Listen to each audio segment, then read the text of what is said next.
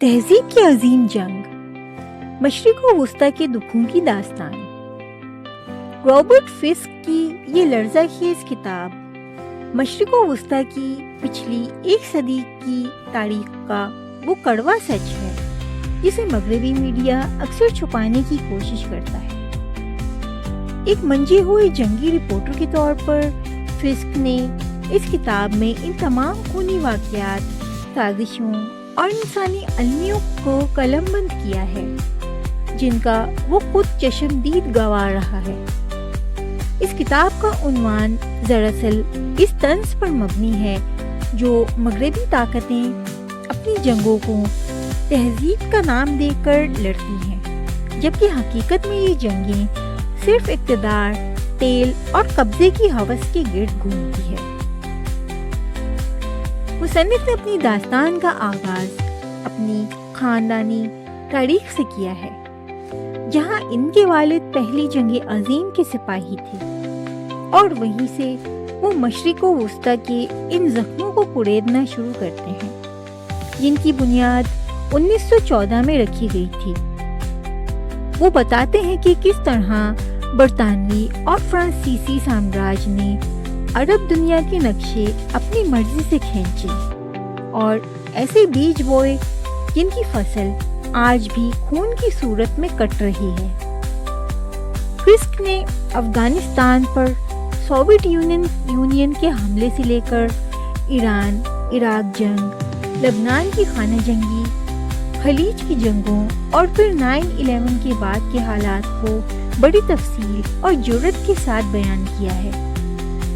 اس کتاب کی سب سے بڑی خاصیت رابرٹ فسک کا وہ بے باک انداز ہے جس میں وہ اسامہ بن لادن سے اپنی ملاقاتوں کا احوال سناتے ہیں اور یہ دکھاتے ہیں کہ کس طرح مغرب کے اپنے پالے ہوئے مہرے آخرکار ان کے گلے کا ہار بن گئے۔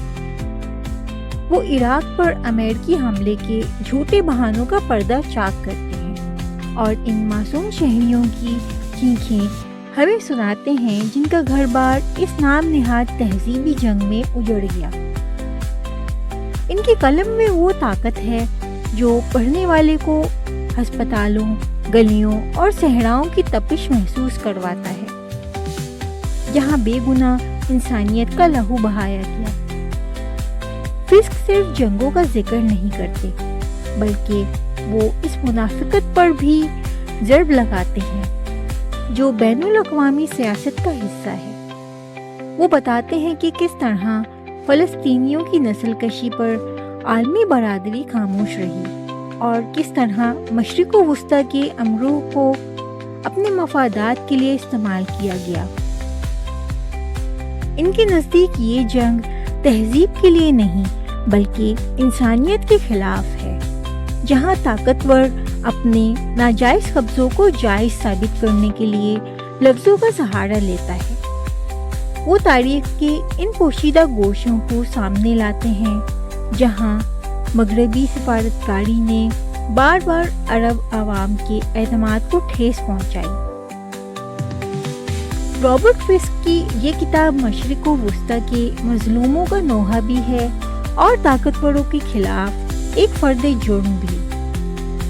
یہ ہمیں یہ سوچنے پر مجبور کرتی ہے کہ جب تاریخ کو سچائی اور انصاف کی نظر سے نہیں دیکھا جائے گا تب تک اس خطے میں امن کا خواب کبھی شرمندہ تعبیر نہیں ہو سکے گا۔ یہ کتاب ہر اس شخص کے لیے پڑھنا ضروری ہے جو مشرق و وسطیٰ کے موجودہ بحرانوں کی اصل وجوہات کو جاننا چاہتا ہے اور یہ سمجھنا چاہتا ہے کہ جسے ہم خبروں میں دہشت گردی یا خانہ جنگی کے طور پر دیکھتے ہیں، اس کے پیچھے کتنا پرانا اور گہرا سیاسی کھیل کھیلا جا رہا ہے۔